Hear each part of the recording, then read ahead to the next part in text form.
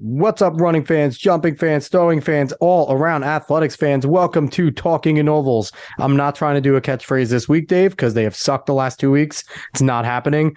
So I hope everyone's doing well on this Monday, February 6th, 2023. Before we get into all the fun stuff, make sure you like, share, follow, subscribe, rate us 5 stars, Spotify and iTunes, spread this word of mouth, and go find us on the socials at Talking in Ovals. We are everywhere. You can't miss the logo. Last week, Dave, we had an awesome show. We had head XC coach from CBA, assistant indoor and outdoor coach, Sean McCafferty on. We talked about a lot of good stuff. He's a great track mind. Dispelled some rumors about CBA that I hope other coaches will come and play nice with them now because Sean's a nice guy. So he doesn't bite, I promise. But we had a great time doing that. We have a lot of things to jump through, so we're going to speed through. First, Dave, what's up, brother? And I'm just in awe every week when I go on all these track sites and see the results in high school and college and pro. It's the times that people are running now are just absolutely mind-boggling every week.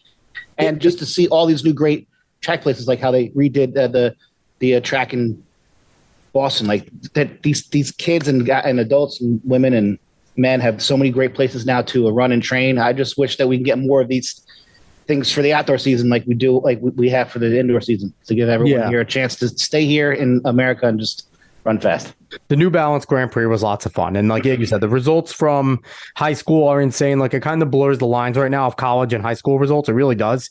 And I think the happiest people on the planet are like your smaller D1, D2, D3s, because their top kids that they're getting are still ridiculously fast. So speaking of fast, we have a ton of PRs again this week, which we're pumped about.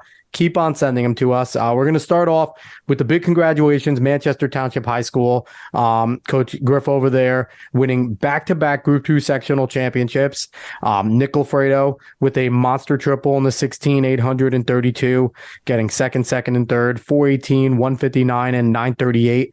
Will Freeman over there runs a 400-meter indoor school record, 50.71, finished third place in 3 events. And Joey Curick, first in the 55 high hurdles at a 7.84. There were plenty of other people that contributed. They had a high jumper that got third, pole vaulter that got second, but just a fantastic all-around performance. Pumped for my alma mater to be really getting put on the map again, because we are a proud running tradition. Also, South Brunswick, PRs, we got some from over there. Jason Kaiser ran a 7.67 in the 55 high hurdles at the Varsity Classic. And then Demarion Potts, long jumps, a 23-foot 3-inch at the Princeton Invite last Monday, which is incredible, Dave. 23-3. That's stupid. I'm not going to lie. That's crazy. Yeah. I also have a few at Lacey at the Toms River Girls Freshman Championships. Olivia Miller runs 7.89 in the 55, first time under 8 seconds. And Sammy Sabuco runs a 5:53.46 in the 16. It's her first time under 6. And a huge school record coming tonight from our buddy at Westfield, the team of Tage Meta, Joe Piero, Johnny Scalia, Avery Keith. Like I said, school record DMR there, and 10:14 DMR tonight at the Varsity Classic. Crazy enough, that actually only got them second place. School record, Westfield, 10:14. I couldn't imagine being on a team that ran 10:14 in high school DMR. And you had some great teams at South, man. So that's ridiculous for you to say that. And right behind them at 10:15 was our buddy we mentioned, Sean McCafferty, and his boys from CBA. So lots of fast times, Dave. But we also have somebody, our guest today, someone that is not foreign to fast times. We are pumped to have on Sara Slattery, 10-time Arizona State champ, 4-time NCAA champ, former pro runner, and one of the few women in the NCAA that was a head coach for both men's and women's teams, which is extremely difficult. And important now, the author of the How She Did It book, co-written with Molly Huddle. What's going on, Sara? Oh, thank you guys for having me. I'm really honored to be on the podcast. I'm married to the infamous New Jersey runner, Steve Slattery, who's a very proud New Jerseyan. So I enjoy listening to all the stories about New Jersey high school running, and I think your guys' podcast is awesome. Thank you. We appreciate it. And, we're fortunate, if astute listeners know that we had Steve on a few episodes ago, but, Dave and I both know, Steve will probably admit, there's a reason why our wives and our significant others are called our better halves. So right now we're getting the better of the two shows right now. But no, we loved having Steve on. It was great. That was awesome. We just want to jump right into it. One thing we ask every runner: what started it for you, Sara? What was the aha moment, the spark of, I'm pretty damn good at this running thing and I think I want to do it? When was that moment that you thought to yourself that this is going to be what I do? I grew up playing a lot of sports. I played basketball, softball, like any soccer. I was on a co-ed soccer team, grew up in the 80s. So like not a lot of girls sports, but my parents, I grew up in Arizona, so it's super hot. And I started rec swimming when I was about 6. And I started getting very competitive and had some success. And so then ended up becoming joining the club team around age 8 and started swimming year round. And I really thought like my big goal was to swim in college and to make an Olympic team. And so I swam pretty competitively, and I was doing doubles through middle school. And a bunch of my friends from swimming were running cross country and track, and I had a bunch of friends that were off that not swimming that were also doing it. So they encouraged me to try it. And it was like a 6-week program in Arizona. And so I tried it out and had I always did well in the timed mile and PE. Usually it would be most of the boys and girls like in my PE class. And I think that was the first time I really saw that I was pretty good at it, but I still felt like I was a swimmer. So this running thing wasn't that fun for me. It was hard. It was like I didn't really enjoy it right away. So it was around the end of beginning of high school. I ended up swimming the fall season instead of running cross country. And then in the track season, the cross country coach and the track coach kept trying to get me out to come out for the team. And because I had won the middle school championships and run like 5, I think in middle school I ran 5:30 in the mile, and that's impressive. and ran like I can't remember what I ran for 800, probably like 2:30 or so, like 2:25, 2:30. So they wanted me on the team. I was still so I didn't do the cross season, decided to do the track season, didn't tell my swim coach. He really didn't want any of us running. So I did both that season and ended up, when I was in the swim season, I think I made the finals for the state meet, but was like top 8 in like 3 events. But it was a stretch to make make the finals for that. And then my first year running track, I was second at the state meet in the 8 mile and 2 mile. And so my dad really sat me down, and He's like, what are you doing? He's like, you're putting a lot of time into swimming and not much into running, and you're already a lot more successful. So I think you should probably think about that. So that summer I did club track. I was the only distance girl on the club track team. I didn't really understand how club track worked, but went to the Junior Olympics that summer, and and then joined cross that next season and made my first Foot Locker team. And I continued to swim, but not at the same level until about the end of junior year. So I'd swim and run, but mostly was more serious about running after that. So you had your swim season was in the fall? Mm-hmm. Our swim I know in New Jersey it's the winter. New Jersey it's a winter time, yeah. Now, did they have winter track, or was it just cross country and spring track? No, so they just have cross country and spring track, and they have you can join the running club in between, and it's kind of like an off season base phase that you would just do and meet a few days a week and run. So my high school coach would do more. So was your first time ever running on an indoor track in college? No, I actually ran the Melrose Games my Melrose Games. senior year. Yeah, I was actually with Shalane Flanagan, and it was her and Oh, I with we were neck and neck with like 2 laps to go on the 150-meter the wood old track. the old wooden track at the Yeah, Garden. Yep. and I actually made a rookie mistake and tried to cut early and tripped, and so like I fell on the wood track, and she ended up winning. But yeah, that was my first time ever running indoor, Wow. and then college was like my second time. So Yeah, what it's was weird your because like here Northeast, like winter track is a big thing. Like there's so many. Yeah. Interesting. Do you think it's hard? Do you think it's hard to keep your kids healthy all 3 seasons?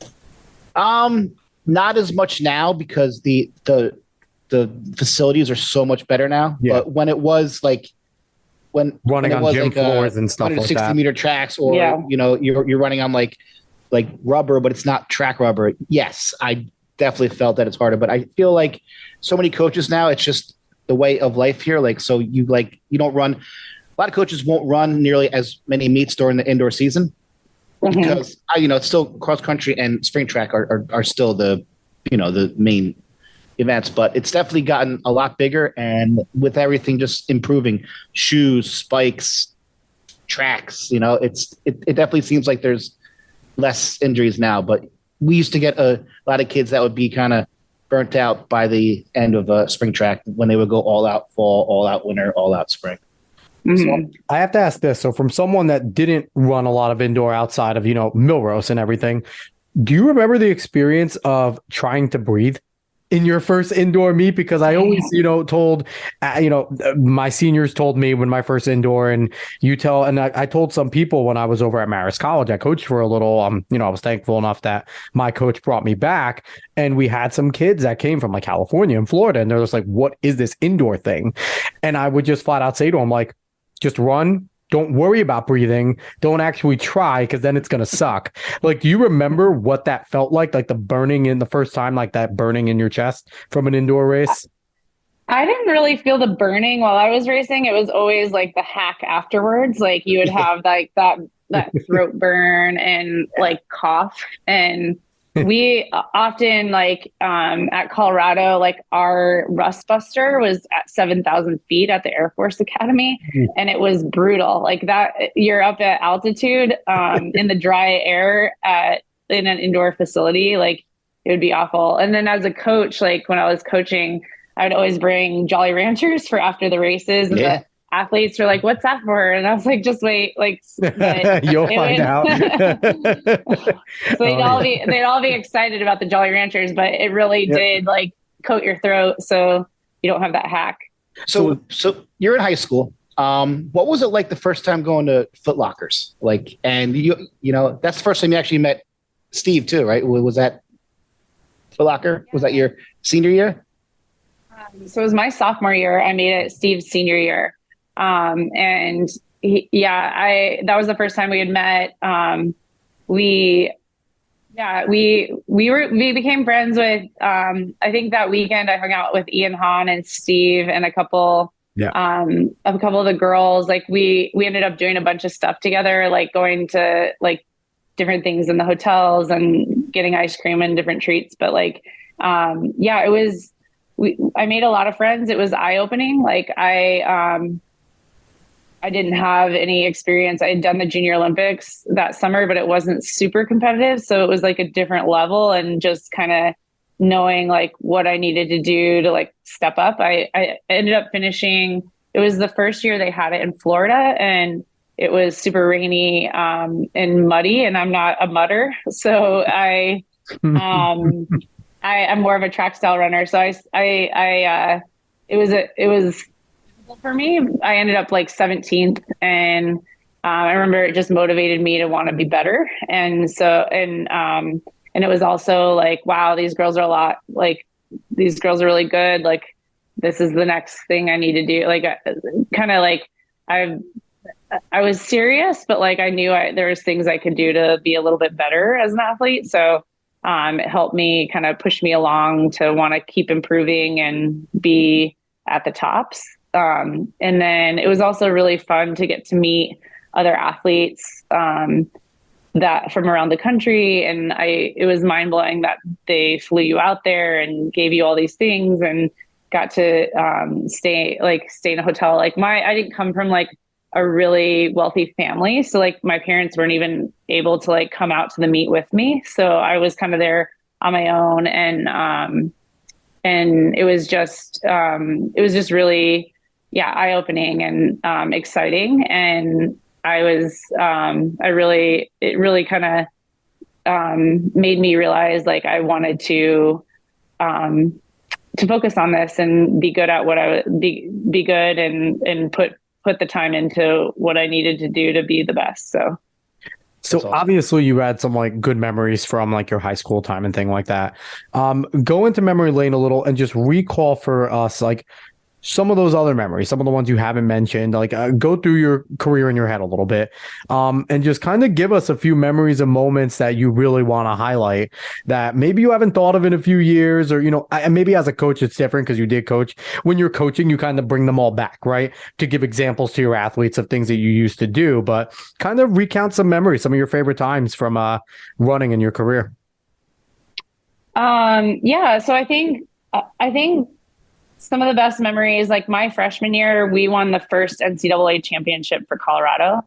Mark Wetmore, who is also a famous coach from New Jersey. Yep. But he, when I was looking at colleges, like it was really important to me at the time. There weren't a lot of girls. There was a lot of high school phenoms, and I was one of the best girls in the country coming out when I was a senior. And I was observing all of these girls going on to college and not really improving. And it was scary to me. Like I did not want to be one of those girls, and I wanted to continue to improve and get the most out of myself and hopefully be able to continue running. And so I was really looking for a program that improved their athletes, like continue to improve their athletes, and a coach that really cared. And I felt like that with Mark. And when they hadn't won any championships, but they'd had like Adam Goucher had won an individual NCAA title. Kara Goucher was really coming on, and I really wanted to be a part of a program where there was other women that were going to push me and help me be a better athlete. So I was really excited to like have that at Colorado and also have a coach that fostered that. So it was amazing my freshman year. I mean, we ended up winning the NCAA title, but it wasn't like glamorous. Like I got mono that season. It wasn't, like Kara won, our team won.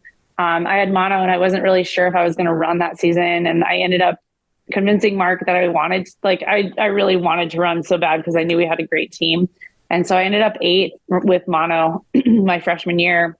Wow. And our women won. So that made me feel like I made a good choice. And then, and it wasn't easy. The whole, like, I didn't have like I had a lot of success. Like I was a 4-time NCAA champ and was a 10-time All-American, but I had several injuries along the way. And it was a bumpy road. It wasn't a smooth, straight line of trajectory there, but I think I learned a lot, and I really appreciated the relationship Mark had with me and all of my teammates to like really make sure that he cared about me as a athlete, but also as a person. And I think that's like that's probably as key as a coach. Like he has a master's in psychology as well. And so I think he's really good on those relationships with the athletes and getting them to buy in and caring about each person. And I mean, his training is great. But he would always tell us like, I could write this training out for anyone. But the key piece is the people here and what we're trying to do as a team. So I think that's where he separates himself from other coaches. It's always fascinating, Dave, we've had the blessing of talking to a lot of elite level athletes right now, and it's always fascinating. Like, everyone, all runners, if you're a runner, you go through the injuries, you go through the trials and tribulations. And here we have, these great athletes, 4-time NCAA champ, 10-time All-American. It's like, yeah, I didn't have that much. It was tough. And it's like, for some of us here, it's like, I would have loved to made it to like an NCAA championships, let alone win. So it's like, I guess the mindset of someone at that caliber is different in terms of wanting more. You know what I mean? Like, just because I'm successful doesn't mean I'm satisfied. And it goes to show, because you had a pro career. Kind of talk about your experiences as a pro, because I think a lot of young runners out there, understand that it's kind of difficult, because being a pro track runner isn't all that glamorous at all times. There's a lot of grinding and hard work. And unless you're one of the top names, it is pretty damn difficult. Am I wrong about that? Yeah. And I think like that mindset, like you're saying, never being satisfied can be a blessing, but also a curse at the same time. So it's really important to to cherish those things, that like when you have victories and success, like make sure you like celebrate those things and appreciate them. And I think that's something that both Steve and I have talked about. Like, we didn't do enough at the time. And you're just kind of looking for that next goal. But I think now you can see, like, and I think that might have been a hindrance to our, like, we may have gotten more out of our pro careers if we had that mindset. That's something that we really, like, I talk a lot about with some of my athletes as well. But I think as a pro athlete, like, the thing that when we were coming out into the professional career, there weren't a lot of options in terms of like what you could do with training groups. There's a couple of training groups, and the rest you're kind of figuring out on your own. So I kind of wish I would have had more of a support system in that next step, either with a team or a coaching environment that helped foster that. We ended up like getting advised by our coach. Like, we both got advised by our coach, but they weren't there day to day when we first graduated, and we both ran really well. And then we felt like we needed something else, and we joined some groups, but it just wasn't the right fit for both of us. So I think if we would have found like a better team environment, it probably would have helped us have longer careers. But yeah, like the professional running career, or the life of a professional runner isn't super glamorous. It's a lot of training, and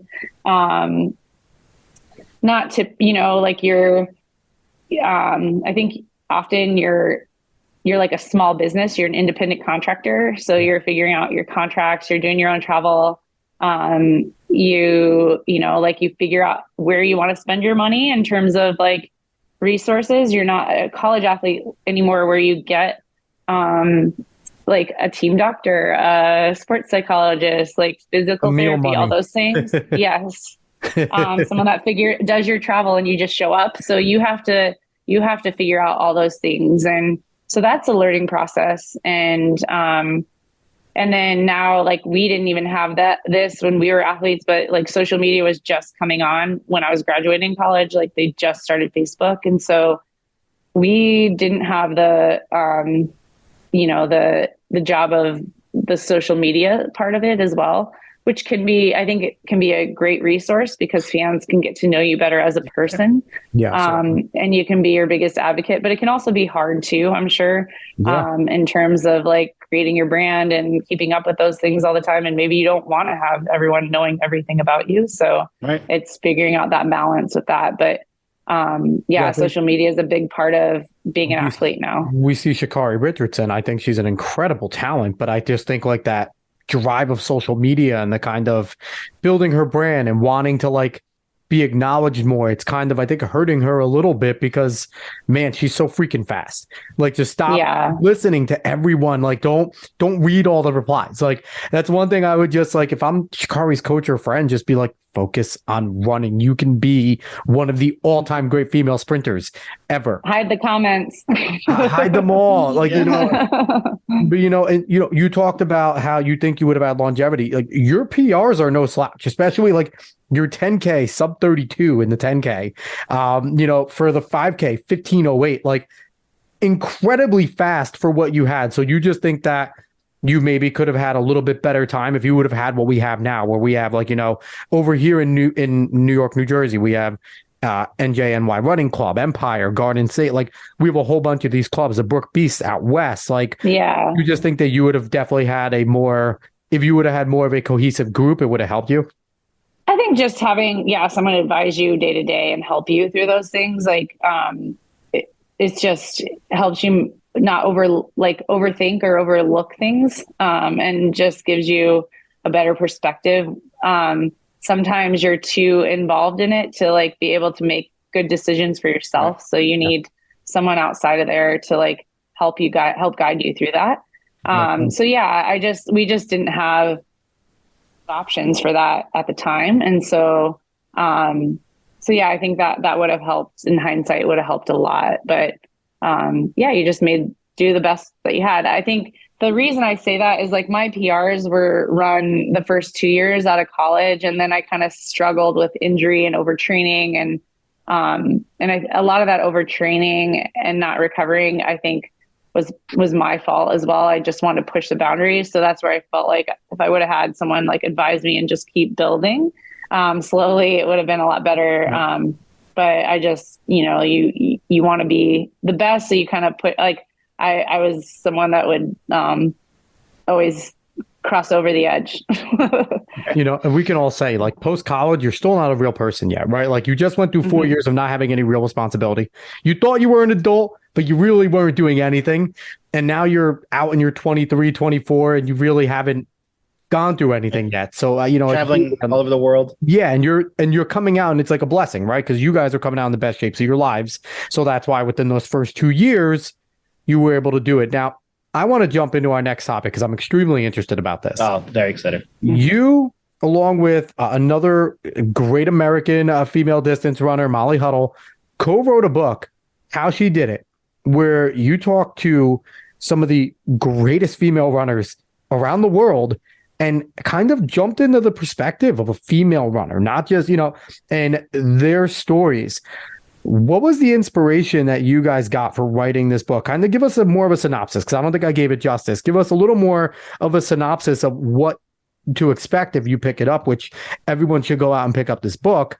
And also, what was the inspiration? What was that conversation that was like, let's do this? Yeah, there had been, so Molly and I have been good friends since college. Like, I've known her since I was like a sophomore and junior in college, and she was a freshman. And we got to know each other really well. And then post-collegiately, she would always come out to Arizona and train. And her husband and my husband are good friends. He was really good friends they both ran at Notre Dame, and he was good friends with Ryan Shea and a bunch of the guys, Luke Watson, that trained at Notre Dame. And so they would always come out, and we would spend a lot of time together. And we started to become really good friends. And we started hearing a lot more stories, and this had been going on since we were in high school, but like negative stories of women in the sport and their experiences, and how the sport had been, kind of hard on their body and not like allowed them to like continue succeeding, like the Foot Locker curse, as a lot of people call it, where there had been for a while, there had been no Locker champion that had won an NCAA title. Molly Huddle did change that, and a few others have gone on to do that now. I think Caitlin Tui. Yeah. And so, and then there had also been never, I think there's only been 2 women that have ever won Foot Locker and made an Olympic team. And it was Molly Huddle and then a woman in the 80s who made the marathon team. And so we were talking, and we're like, we're seeing these stories, but we know so many women that have had incredible journeys in the sport, and it has brought so much to them. And they continue to love the sport throughout their life. And I think it would be great, to create, both of us, like when we were in high school, we were both searching for more information on how, like I told you, like when I was going into college, I really didn't want to go to a system that I would peak in high school, where I wasn't developed in college and beyond and be able to run.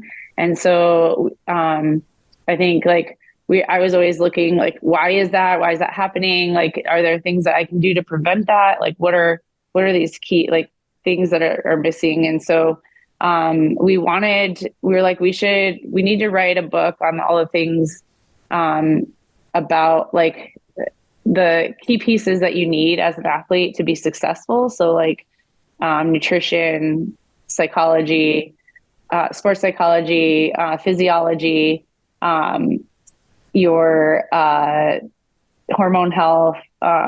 So we had like 8 experts write those pieces, bone health.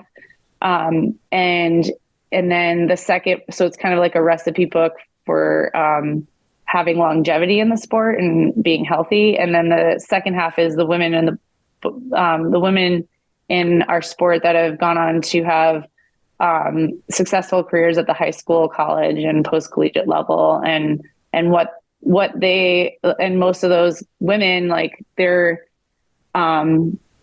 success wasn't a straight line of trajectory either, and the things that they faced and how they overcame those things, and why they love the sport so much. So we really wanted it to be a great resource for high school athletes, parents, and coaches, and hope that it could help give them knowledge and give them information that would help them to be successful long term.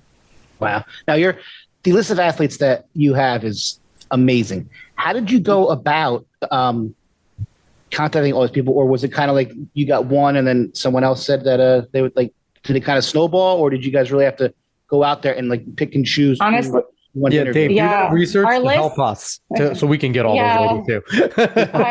So our list was actually like twice as long. We didn't think that was a problem, but our publisher did. And so they were giving us a hard time. We needed to dwindle that down. And so we did over 80 interviews on Zoom over COVID. And I think our threshold was like they had to make a world championship or Olympic team. They had to have like at least 10 years in the sport. So like show longevity, some sort of longevity in the sport. And we wanted to have it be diverse, we had it from the 800 to the marathon. So in different events, distance events, and then different countries, different ethnicities. So we wanted like girls to be able to connect with at least a few stories of different women in there, so that they could feel like they understood those athletes. And so yeah, that was our goal in writing it, but it was very difficult to just narrow it down to even 50, because we had several more women that we wanted to keep in there. And we actually have a website that we're adding more information. Even the expert pieces, we had to like cut out a lot of really good information. So we're adding those like more information onto our site, as well as some of the interviews. I know. A second book, how she still does it. There we go. We've thought about even doing like different events, like sprints or different, sprints, jumps, like all the track events. There's plenty of spin-offs you could have on this one. So did you? I just love. Go ahead, Alex. Oh, sorry. Did you find that when you were interviewing a lot of these women, Dave and I are obviously men, so we don't know the challenges of being a young woman in high school, going through puberty, and a lot of the changes that women do. Did you find any universals with when you interviewed the women about their time of their body changing and going through puberty, or, going into motherhood and possibly having a kid and wanting to jump back in and compete at a high level? Did you find that there were similarities, or were there a lot of differences there? Well, we were afraid because we used 12 questions, the same 12 questions for every athlete. And so we wanted to make it interesting we were hoping, and it did turn out this way, that we would like different things with each athlete would pop out. So we had like, they would answer more thoroughly on certain ones and like have more interesting stories on certain questions. So, there were a lot of similarities. Honestly, the biggest one was like nutrition and making sure you're fueling enough. That's like a common theme. I think it's a common theme in women, but it's a common theme in our sport in general. And I think we're a high energy output sport where fueling is very, very important. And so learning that when you're young is a vital part of staying healthy. And so I think that was a big common thread with the women and men in general. Like me as a college coach, I saw it across the board, men and women not eating enough for what they were running. That's definitely there. So go ahead, Dave. I just think it's great how you encompass so many different eras. Like it's not just the modern woman distance runner. You went back and you interviewed people from history, and that just shows. Like, did you notice that there were different responses based upon the age and the time in which they grew up? Good question. Yeah, I think one of the most interesting interviews are the mother-daughter combos that we did with Liz McGulgan and her daughter Elish, and Cheryl Twergy and Shalane Flanagan. I think you can see in both of those women, like both of those mother-daughter situations where Cheryl should write her own book, honestly. She had the first women's scholarship for athletics in the NCAA. She got the track coach at Indiana State. She just kept showing up to practice with the men, and he ended up giving her a scholarship. Awesome. And she ran. She was the first woman to get a scholarship in the NCAA. She went on to run a women's world record. She patented the first sports bra. So nice. She started making equipment because they didn't have equipment. You didn't know that. That's awesome. That's fascinating. And if you read her story, the most jaw-dropping thing was the headline when she ran the world record for the marathon was "Pretty Cheryl Likes to Run." And the inside of the article gave her measurements and talked about how she could be a flight attendant or a teacher or a model, but she chooses to run. So out of that era now. That's like a parody. That would be like a parody article now. Like that would be something that no one would take seriously at all. That's incredible. So it's just crazy that, like one generation back, that was their reality. And I saw that even with my mom. My mom played, went to an all girls Catholic school, and they had basketball and softball, but they had to make their own uniforms and then rent them back from the school. And I think she would have been a great athlete, but she just didn't have the opportunities. So just seeing what Cheryl had to go through, and then with her daughter having all the like as much opportunity as she needed, like she was able to go on and win a medal at the Olympics, third win the New York City Marathon, like do all these amazing things and not have to deal with the hurdles that her mom had, so her mom really paved the way for her. So I think that was interesting. I think the early like pioneers in our sport, their stories are so powerful. Yeah, that's incredible. So you kind of stole with your answer my question that I want to ask. So what interview sticks with you the most that you did? You have one. Is it, talking to Cheryl? Was that like your one, or is there another one that kind of, sticks with you the most out of the 80 interviews that you did? Well, I think this one will go well with New Jersey athletes, but Hazel Clark was a big one for me. And like, my husband and I know the Clark family really well, and we've like competed with them for a long time. And you just saw them, and you felt like they were unstoppable, really. And it was amazing to watch them with their dad's history and everything. Yep. And they go to they like Hazel, and she'd run, she just looked stone cold, like nothing could stop her. And what was interesting in the interview is that she talked about how she had so much anxiety when she would run that she'd often not want to even be on the line. Wow. And even at the Olympic trials, it took a lot for her to get up there and even run. And so she felt like that hindered her performance. Even though she ran these incredible times, she felt like if she would have been able to like figure that out and talk to someone about it, she could have run even faster. So I think it's really good for athletes to understand that that happens at every level, and that even the Olympic champ, or, you know, like the Olympic trials champ or US champ, is struggling with similar issues to the common runner, you know? Yeah. That's amazing. So if you haven't already piqued your interest yet, male, female, it doesn't matter. How She Did It is a book that you should go pick up, especially if you're just a fan of the sport, because I feel like unique to our sport and maybe some individual sports that go for speed or things like this, like you with swimming and stuff like that. Like, as long as you're giving 100%, it doesn't matter if you're the Olympic champ or you're that freshman in high school just running first. The pain is the same. Now, obviously, the Olympic champions, your elite runners handle it much better, which is why they'll go on PRs and then they'll jog 9 laps in victory. Then they're not dying on the ground. But still, the pain that we experience, a lactic acid buildup, all the things that a novice runner goes through, an elite runner goes through. So I feel like that pain kind of is what brings our community together. And a book like this, where you could just read about the trials and tribulations and get a handbook that I think, not only for young ladies, would be good for any athlete trying to enter into track and field. So definitely go pick it up. It's inspiring work. It's fantastic work. You and Molly are awesome. So love that. I love it so much. Thank you. No, thanks so much. Yeah. So, I coach both men and women, and my men I gave a copy of the book to all of my men on my team too. So it like translates absolutely to both sides. Definitely. Yeah, it's definitely, I mean, it has to do with women, but every story in there is inspiring to male, female, doesn't matter. It was just a phenomenal read.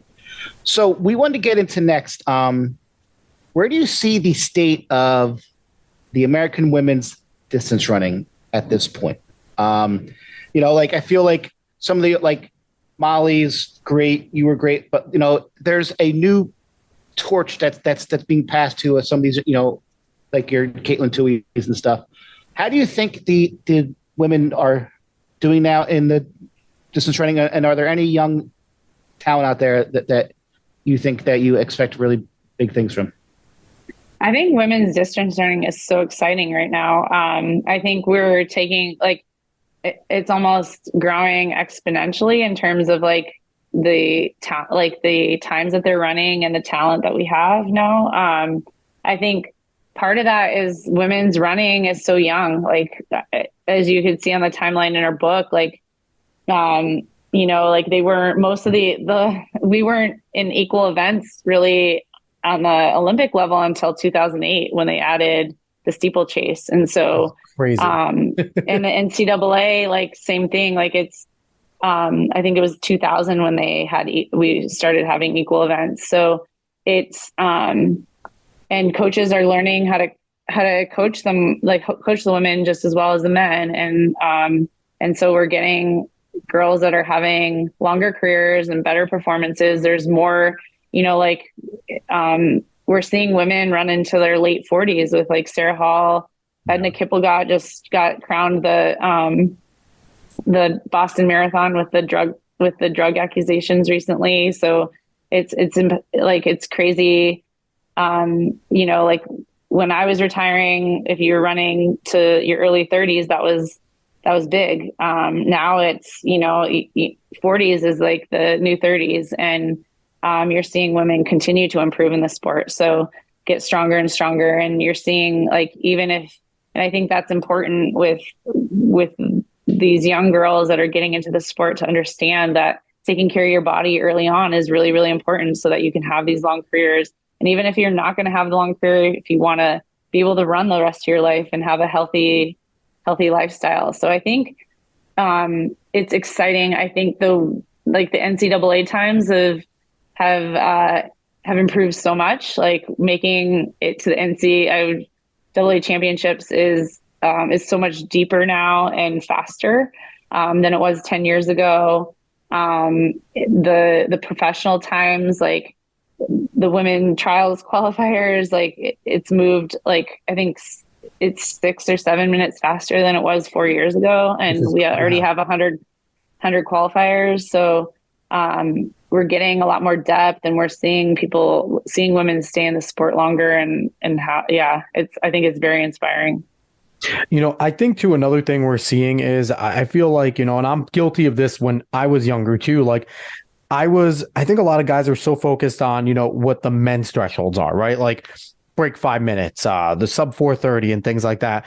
I think we're starting to realize much more as it gets more elite and starting to respect more some of the great women's times, right? Like we're starting to see so much more women in the mile run 4:35, run these extremely fast times. And, I think that it's come a long way. And you mentioned how there wasn't an equal footing in terms of the events being competed with women for the longest time. And I just think that we're seeing a lot more respect being given to these extremely fast women that, unfortunately, I don't feel that maybe you got for some of your incredibly good performances, because there was just much more of a highlight on, what the men were doing and the men's fastest times, where we weren't giving as much of an emphasis where we should. And I think that's starting to come a long way now as you get a lot of your stars, your Sydney McLaughlins, your, in the hurdles and things like that, a thing Mo. And we're starting to really see just the popularization of how fast and how great these women are. It's just, I think it's a great thing that we're seeing now. Yeah, I think the women are just as marketable or more marketable as the men now. And I think track and field, honestly, is one of the most equalizing sports in terms of coverage and marketing opportunities, and like equal pay and prize money, equal, like the only thing that's not clear always is the contracts. But when it comes to like prize money and opportunities, like men and women are getting the same. So I think that's really awesome in our sport compared to other sports. So I also feel that there's an influx of new younger coaches like your Ritzenheims who are really there to promote men and women, and they don't care either way, and they have such a better grasp of, like you mentioned earlier, you might have to coach a woman differently than a man, or vice versa. So I think a lot of this influx of new younger coaches has really been a very positive thing for track in general, and especially for women athletes. Yeah, I think we've got a younger group of coaches. We have some coaches that have been there for a while but are learning and adapting to I think you always have to be willing to learn in this sport. And so like we're seeing that with a lot of the coaches that have been there for a long time too, like even like a Ray Tracy or Mark Wetmore, they're continuing to have a lot of great success. Like Ray Tracy at Providence has been coaching, I think, equally as long as Mark, and he's having Emily Sissons breaking the American record. He's still having American record holders and NCAA champs. So yeah, the people that are doing it are learning to adapt and be really good men and women's coaches. And you coached over at the collegiate level. You coach men and women.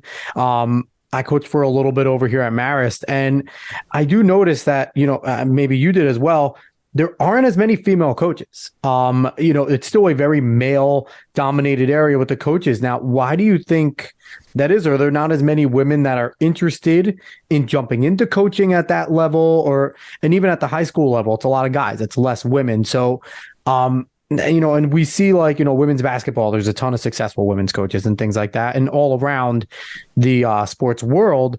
So I don't know if you have an answer per se, but like, where are more of the women that are interested in jumping into these positions? I think the hard thing is the schedule, with track, with cross country being, and this was the main thing for me. And I've seen it with a lot of women. It's the schedule and the pay. And so, you're in season cross country, indoor and outdoor, and you're often traveling almost every weekend or every other weekend. Yeah. So if if you're going to have a family, it becomes really difficult to do that unless you have like a significant other that can like pick up the slack while you're gone all the time. It's also like if you want to, if you're going to take a job, like you have to find the right place where your significant other can work as well. And that happens on the men's side as well. Yeah. But you often have to take a job that you're not going to make a ton of money. Like you either go to a place like where you really want to be and you're close to family and it works for your family, or you have to like move to make more money. And so you have to make those sacrifices, but you also have to look into like, how is that going to work with the rest of my family or my husband or, you know, like my partner, like how are they going to make that work? And often I think, it just becomes too difficult with sharing. Like, I think still like most women are the, main parent, like, or want to be. Like I had trouble like not my kids like my away my from my wife much more than they like me.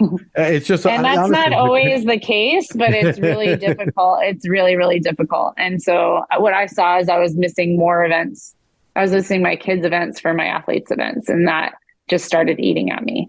I think, you know, there's a lot of opportunity for women. Like, people want to hire women. It's not a lack of opportunity. But it's just like, you have to find a place. Like, I was very lucky. I think I stayed the amount of time that I did because I had a head coach that, gave me flexibility. As soon as I started the job, like when I started the job, my daughter was 4 months old, and, he didn't require me to be in the office to do my paperwork and recruiting. So outside of practice, I could work from home. And I'm a diligent type A. So like I was still getting work done and I got a lot of stuff done, but, not all coaches are like that. Some coaches don't feel like work gets done outside of the office. And so they want you in there. So I was very grateful for that. And he cared, like my administration and, my head coach knew like how important family was, and it was important to them too. So that's not always the case at schools. And so that can be difficult as well. Certainly. So my next question jumps in, I think might fit in well with what you were talking about with the pay and stuff with coaches and things like that. What can we do to get the sports popularity up? This weekend, it was either NBC or CBS. I forget which one. They had the New Balance Grand Prix on. It was a great meet. I have no idea how many people watched it. I didn't look at the key demo stats or things, but can't imagine it's super high. Like, you know, people, if you like track and you find it, you're watching it, you're invested. But it's still not a very, like, unless I flicked on my TV and found it, I didn't really know that the Grand Prix was going on. You know, I kind of find out about these meets scrolling through Twitter and I see someone did something and then I go search it out. What can we do to kind of get this sport more popular so that more people have more eyes to these big meets, whether it be collegiate, whether it be pro level? I think like we have to somehow connect to the fan base. Like there needs to be a connection. Almost every person has competed in track in some event. And there's a track event for every person. Yeah. So making it relevant to people is really, really important. I think they do a really good job, and people talk about this in Europe. Like when you go to track meets, it's like a 3-ring circus. There's things going on all the time, but they also like explain it. They have cameras set up that show the actual speed and compare it to like an animal or different things, so that like when you're watching TV, you understand how fast that person is actually running, how high that person is jumping, you know, like that person, the high jumper is jumping, or the pole vaulter, like how many buildings are they jumping over at that time, and how is that relevant? So like when you're just watching a track event, it's pretty boring on TV because they don't really relate it to the common person. The common person doesn't understand what's actually going on. I also think like there's no ties to like everybody's wearing an Adidas or a New Balance or, you know, like the sponsor's jersey, but like no one outside of track and field really understands what that means. So like, right. I don't know, like having like a team or having some sort of affiliate, like where people can connect with that person and understand that person outside of, because if you're watching on TV, how do you like, you don't know, you can't really follow them on, you could look up their names, I guess, on social media and things like that, but you don't have any really connection with them. So I think they need to figure out a way to connect the athletes with the viewers and also make it relevant to the viewers of actually what's going on and make them understand how amazing the things that they're doing right now in front of them on TV. Yeah, like I remember we had on Divas Robinson, and he mentioned even having like teams from like certain, like, all right, here's our Northeast team. So like people in that area can root for that team going against, South or West. And, like, but there'd be certain ways like, all right, you have to be born in one of these states to be on this team or not, just to kind of, so people can follow them throughout the years. And my other thing is, I know most people hate it, but that's the one thing I feel that track did better was put that little line, like the world record line as they're running. So the average fan can like actually, like in football, put the first down. Well, that's what I'm saying, but it wasn't put there for people like us. It was put there so the average fan can actually have some sort of indication of how fast that this person's going based upon whether it's the meet record, the world record. So I thought that was actually pretty cool to get an average fan to understand more about pacing and like where they are. And they're actually watching that line, rooting for that person to kind of stay ahead of that line. So I thought that was also cool. Go ahead. Also, betting is something that would be fun in track and field. They do my that. God. Absolutely. One of the best. They do that in Europe. You can do that. You can bet on athletes, and you can do it as sports betting, and it makes it, you're putting something on the line, then you're more invested in that person. Like you want to know, like you're going to research more on who's hurt, who's healthy, like look into those things. So follow their career. Let's go. Get track and field on. But listen here, all of you guys, if any of you listen, Sara Slattery just gave that idea. So if any of you do it, I'm no longer a coach, so I can talk about betting. Yeah, you can talk about listen up. That's a great idea, though. That's one thing that I loved every year that the site Let's Run does. They always have they're like Olympic competition where you have to pick the winners on them. It's a huge event that they have every year or every 4 years. But yeah, you're right. Like it would really be. I think that would be. You're the first person to actually mention that, and people would invest in it. People would invest in that sport because then they would look up what have they done in their last 5 meets. It would be like a horse race, honestly. Like not to dehumanize these people, but it would be similar to horse racing in the sense of how have they been in this event, their last few races, what have they been like have they had any injuries? And it's more fun though because they're human. So exactly. You know what? I think you actually touched on more than, and I appreciate everybody else's opinions, but I think you may have actually touched on the thing that would really propel this sport to the forefront. And, yeah. So Sara Slattery had that idea again, everyone. I'm putting it out there. That is her idea. Give the young lady some credit. But that's great. Yeah, that's fantastic. So on that high note, Sara, thank you so much for coming on. This was awesome. Yeah, no, I really appreciate it. I'm glad I got to meet both of you. And I'm going to continue listening to hear the PRs and encourage all the athletes to keep working hard. Great. Dave, do you have anything before we go? No, I mean, we've been doing this show like 7 or 8 months, and just the fact that we've had on both Slattery's is pretty awesome. I ran against Steve in high school. I followed his career, followed Sarah's career, and it's just really neat that we have all these wonderful guests on. So thank you for coming on. And the way that this book, I feel, is going to inspire a whole generation of young women and men too. Kudos on that book. It's fabulous. It's honest. It's raw. It's educational. It has so many wonderful different components to it that it's just a fantastic book. So thank you for even putting that out there for everyone to read.